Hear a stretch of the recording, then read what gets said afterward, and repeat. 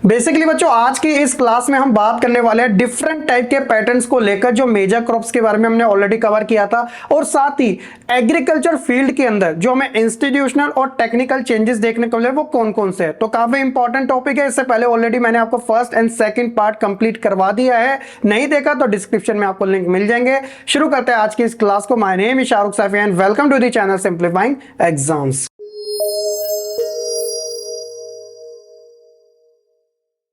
बात कीजिए बच्चों क्रॉपिंग पैटर्न को लेकर, तो यहां आप देख सकते हो सारा आपको एक पैटर्न के अकॉर्डिंग बताया गया ताकि आपको इजीली ये चीजें याद भी हो जाए और आप अच्छे से समझ भी सको। एक एक करके अगर हम बात करें तो क्रॉप्स यहां पर आपको दी गई है, जिसमें हम राइस की बात कर रहे हैं। जो इसके उगाने का समय है वो जून जुलाई का है और हार्वेस्टिंग यानी कि कटाई का जो टाइम है वो सितंबर टू अक्टूबर का है। और टेम्परेचर की इसमें नीड होती है 25 डिग्री सेल्सियस की और रेनफॉल जो होता है एनुअल बेसिस पे वो आप देख सकते हो 100 सेंटीमीटर से अबव होना चाहिए। वो कौन से स्टेट है जो जहां पर ज्यादा होती है? तो वेस्ट बंगाल, यूपी और पंजाब जैसे स्टेट्स। उसी तरह अगर हम वीट की बात करें तो नवंबर दिसंबर में सोइंग होती है और हार्वेस्टिंग का टाइम जो है वो अप्रैल मई का है। उसी तरह टेम्परेचर आप यहां से देख सकते हो कि 21 डिग्री से लेकर 24 डिग्री के बीच में, और रेनफॉल जो पर एनुअल के हिसाब से है वो 50 से लेकर 75 डिग्री। और मेजर जो प्रोड्यूसिंग स्टेट्स है पंजाब, हरियाणा, यूपी और बिहार हो गया। उसी तरह मेज का भी यहां पर दिया गया है और सारी जितनी भी क्रॉप्स है मैंने यहां पे ऑलरेडी आपके लिए मेंशन कर रखी है, तो आप इजीली इन्हें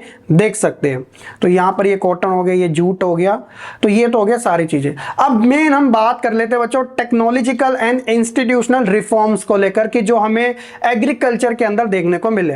एक बात आप ये तो मानते हो कि जैसे जैसे टेक्नोलॉजी ग्रो पाती जा रही है उस तरीके से हम देख सकते हैं कि एग्रीकल्चर के अंदर भी हमें साइंटिफिक तरीके से, मॉडर्नाइजेशन तरीके से काफी ज्यादा चेंज देखने को मिल रहा है। मैं आपको कुछ एग्जांपल दूं। जैसे आप देखते हो कि पहले के समय लोग क्या करते हैं, लेबरिंग थोड़ा ज्यादा करते थे और इरिगेशन के लिए भी उन्हें बहुत सारे प्रॉब्लम फेस करने पड़ते थे। आज आप देखते हो कि एक लैंड के अंदर ही एक कूप लगा दिया जाता है जो स्पिनिंग सी होती है, जो चारों तरफ पानी डालती है। ट्रैक्टर का यूज होने लग गया। डिफरेंट टाइप के जो HYV टाइप्स के जो बीज होते हैं ना, उनका भी यूज होने वाला है, जो कि ज्यादा से ज्यादा जो क्रॉप्स होते हैं उन्हें ग्रो करने में हेल्प कर रही है। तो ये काफी ज्यादा हमें चेंजेस एग्रीकल्चर फील्ड में भी देखने को मिल रहा है। इसके अलावा जो टेक्निकल और इंस्टीट्यूशनल रिफॉर्म्स हमें देखने को मिल रहे हैं, तो more than 60% of India population depends on agriculture. तो इसलिए ऑब्वियसली इस फील्ड के ऊपर ध्यान देना काफी ज्यादा जरूरी है। आफ्टर इंडिपेंडेंस 1947 के बाद क्या था कि major institutional reform such as collectivisation, consolidation of holdings, corporation and abolition of zamindari सीटीसी वर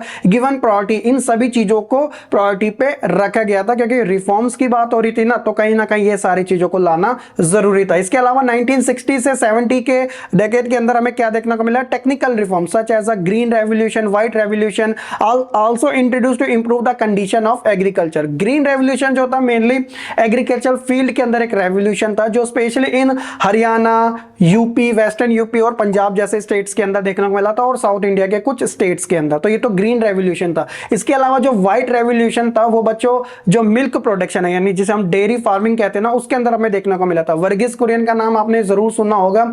तो उस समय उनको ज्यादा माना गया था क्योंकि उन्हीं की वजह से व्हाइट रेवोल्यूशन लाया गया था। तो ये तो चीजें होगी टेक्निकल और इंस्टीट्यूशनल। उसी तरह अगर हम आगे थोड़ा देखें कि कैसे कैसे हम इसके अंदर चेंजेस लाते जा रहे हैं, 1980 से 1990 के बीच में क्या था कि various provision for crop insurance, establishment of Gramin banks, cooperative societies and banks for providing loan facilities to the farmer at lower rate of interest. यानी कि आप देख सकते हो कि 1980 और 1990 में क्या हुआ था कि वेरियस टाइप के क्रॉप इंश्योरेंस आ गई, यानी कि अगर फसल खराब हो जाए तो इंश्योरेंस के ब्याज पर उनको जो भी है वो पैसा मिल जाएगा। और साथ ही ग्रामीण बैंक्स, क्योंकि भैया ज्यादातर बैंक्स हमें कहां देखने को मिलते हैं? सिटीज के अंदर, लेकिन गांव के अंदर भी बैंक्स को स्टैब्लिश किया गया। कोऑपरेटिव सोसाइटियां लाएगी जो कि एक तरीके से लोन प्रोवाइड करवाएगी, यानी कि कम से कम ब्याज पर, ज्यादा इंटरेस्ट उसका नहीं होगा, ताकि किसान जरूरत के हिसाब से लोन के अमाउंट को अपनी फील्ड में लगा सके, उससे ज्यादा से ज्यादा वो अर्निंग कर सके, अपनी लाइफ को अच्छे तरीके से सर्वाइव कर सके। ठीक है। इसके अलावा किसानों के लिए KCC यानी कि किसान क्रेडिट कार्ड, जी हाँ बच्चों, बहुत इंपॉर्टेंट है। इसके अलावा पर्सनल एक्सीडेंट इंश्योरेंस हो गया स्कीम, ये वाली, ये कुछ ऐसी स्कीम की जो कि गवर्नमेंट ऑफ इंडिया ने स्पेशली फॉर फार्मर्स के लिए लाई थी ताकि उनको इन चीज का बेनिफिट प्रोवाइड करवाया जा सके। तो ये काफी अच्छा चेंजेस माना जाता है टेक्निकल इंस्टीट्यूशनल तरीके से, ताकि एग्रीकल्चर फील्ड्स के अंदर हम ये सारे चेंजेस अच्छे तरीके से देख सके। और अगर ये सब बेटर रहेगी तो कहीं ना कहीं बच्चों इंडिया का इसमें प्रॉफिट है, इंडिया की इकोनॉमिक का ही प्रॉफिट है कि वो ज्यादा से ज्यादा बूस्ट करेगी और हमारा जो जीडीपी रेशियो है वो भी कहीं ना कहीं हमें इंक्रीज ही देखने को मिलेगा। तो ये कुछ बच्चों फॉर्म्स थे, होप्स हो कि आपको अच्छे तरीके से समझ भी आ चुके होंगे। इसके अलावा अगर हम बात की जाए बच्चों स्पेशल वेदर बुलेटिन और एग्रीकल्चर प्रोग्राम की, जो कि फार्मर्स के लिए लाए गए थे रेडियो टेलीविजन के ऊपर, यानी कि उनको एक तरीके से जानकारी देना कि भैया जो भी, हालांकि वो ट्रेडिशनल तरीके से करते जा रहे हैं, लेकिन आजकल इतने सारे ऑप्शंस अवेलेबल हो चुके हैं कि ऐसे लोगों को यानी फार्मर्स को एक तरीके से अवेयर कैसे किया जाए। तो टेलीविजन और रेडियो के थ्रू उन्हें इन चीजों से अवेयर भी कराया जाता था, डिफरेंट टाइप के प्रोग्राम होते थे, क्लासेस लगती थी। इसके अलावा मिनिमम सपोर्ट प्राइस की, हाँ भाई किसान को इतना तो प्राइस जो भी उसने फसल बुआई है उसका तो मिलेगा ही।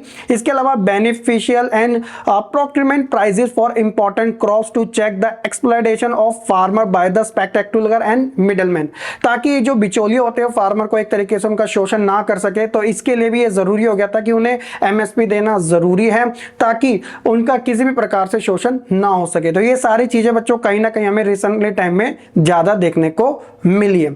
इसके अलावा अगर हम बात करें contribution of agriculture to the national economic employment and output का, तो देखिए शुरुआत से ही, चाहे मैंने आपको पहले ही बताया था एंशिएंट टाइम हो, मिडाइवल हो या फिर मॉडर्न टाइम हो, एग्रीकल्चर को हमेशा से ही फर्स्ट प्रायोरिटी पे रखा गया है। 2010 और 11 की बात करें तो about 52% of total work force of India was employed by the farm sector. तो ये काफी ज्यादा है क्योंकि ये हाफ मेजोरिटी को भी क्रॉस करी है, 52%। India GDP growth rate is increasing over the year.